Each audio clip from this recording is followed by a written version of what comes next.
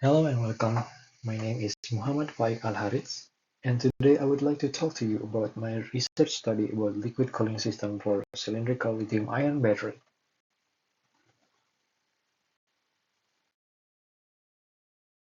So first, I would like to start with the questions of why does lithium-ion batteries need cooling? On its operations, while being charged or discharged, lithium-ion battery can generate heat. The heat mainly produced from the exothermic electrochemical reactions and the current produced by the battery due to the electron transport through a resistance. This heat causes reduction to the overall efficiency of lithium-ion battery. Upon the operations, battery temperature needs to be kept at safe temperature range, which is at 25 degrees to 40 degrees Celsius. Otherwise, higher battery operating temperature can accelerate battery degradations, which results in overall capacity loss and an increase in resistance or reduce in efficiency.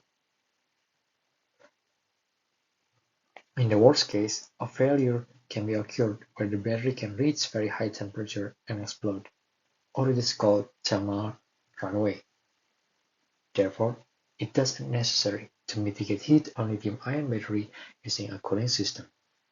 In my study, I tried to investigate the use of cooling system on cylindrical lithium-ion battery. So how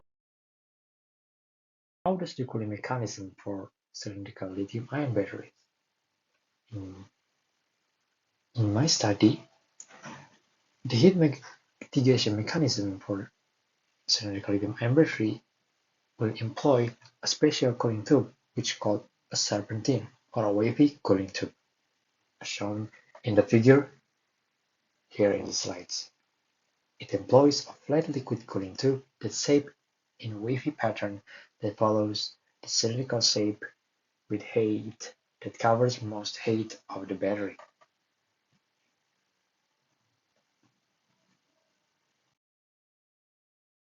For my experiment, I used a cooling tube from a car radiator which has the similar characteristics as the previous illustrations. The car radiator tube has a flat surface, high height-to-width ratio, but very thin wall thickness. This could be a problem in the making of serpentine structure. So, to make the wavy or serpentine structure, I use a metal forming method which employs a 3D printed die. Here, the tube will be inserted first with a sign to keep the liquid channel shape, and then the tube will be inserted between the die and compressed with a vice or a clamp.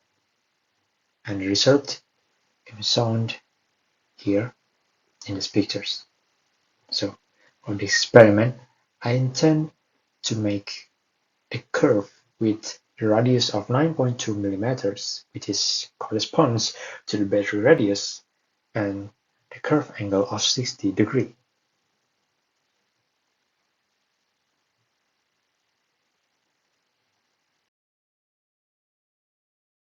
Illustrations of my experimental setup.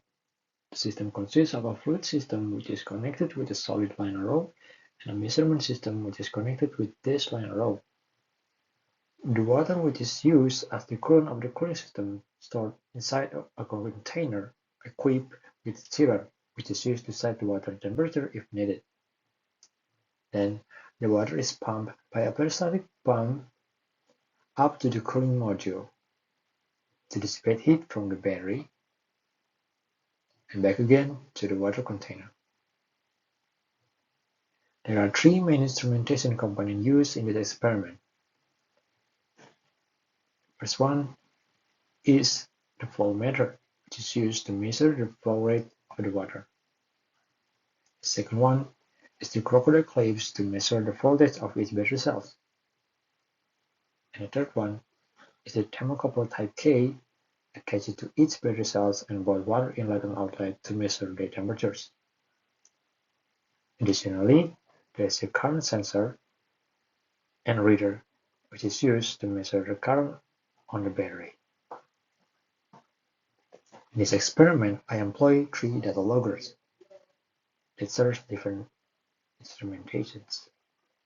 The first one is a Yoki LR8450, which is used to acquire voltage data. The second one is NI9213, which is used to acquire temperature data. And finally, Arduino Uno R3, which is used to acquire flow rate data.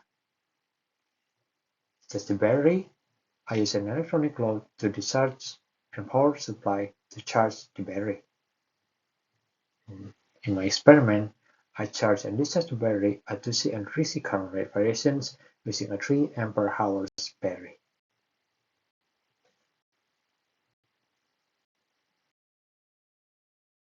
Simulation model. I use ANSYS-Fluent, which is a CFD-based software to model heat transfer phenomenon. In the simulation, the geometry of the case is developed in form of a 3D model, as shown in the figure. Each thermal properties of a component will be defined also in the software. Here, the battery is modeled with different thermal conductivity in axial and radial directions. The heat source will be defined in each battery cell with the model as shown in these equations. This equation tells that the heat from the battery consists of a joule or irreversible heat and entropic or reversible heat. The boundary conditions is set the inlet and the outlet on the cooling tube. There is also a convection wall on the battery to compensate heat that dissipated to the free stream air. The type of flow will be modeled to the coolant fluid in the study will be laminar.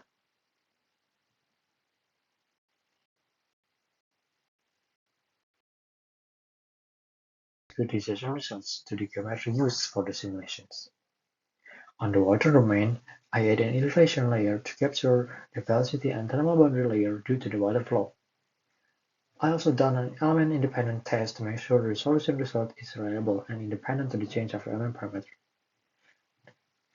The table here shows the element size variations effect to the results of battery temperature, which tells that the error is less than 0.5%.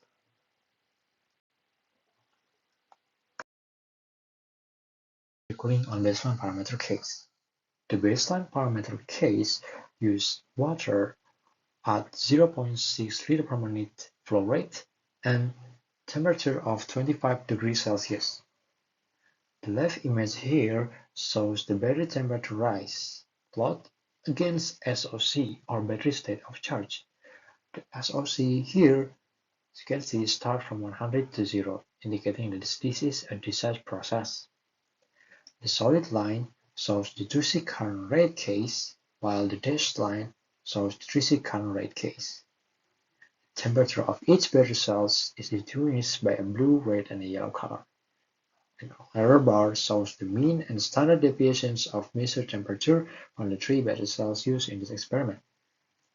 The right image shows the bar plot that compare the maximum temperature of battery discharge at 3C without active cooling mechanism or on free convections compared with the use of serpentine cooling mechanism on baseline parameters.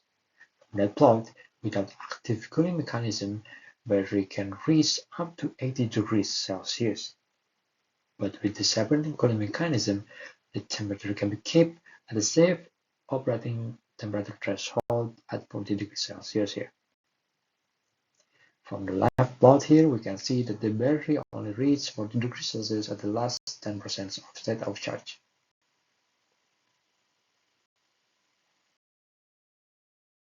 Results from ANSYS-Fluent calculations. I take discharging and charging results, which display two different figures each. The left figure shows the heat transfer rate on the battery from simulation plotted against time, while the right figure is the battery temperature rise plot against time, with the solid line shows the experimental results and the dashed line shows the simulation result. On the heat transfer rate plot, I display the heat generation calculation result, along with the heat dissipated to the cooling tube and to the free stream air. And there is also a heat residual calculated inside the battery, which will affect the battery temperature rise. The positive heat residual means that the heat generated inside the battery, which increases the temperature. You can see in this charging case, the heat residual is always positive, which causes the battery temperature to rise throughout the time. But negative heat residual means that no heat generated but dissipated from the battery, which decreases the temperature. In charging case, you can see there is a negative residual phase, which causes the battery temperature to decrease at the end stage of charging.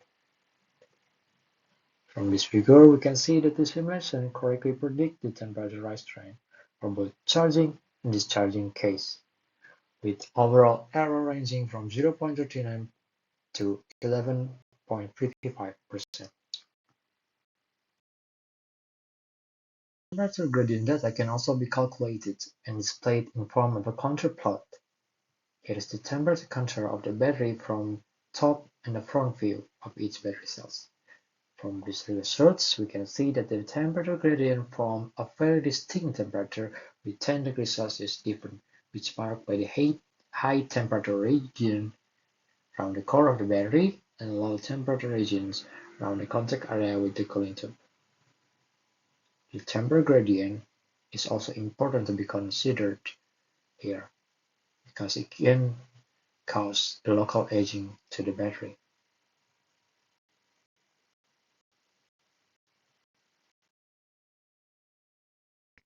I hope you can get good insight about battery thermal management system from this video. Thank you for your attention and goodbye.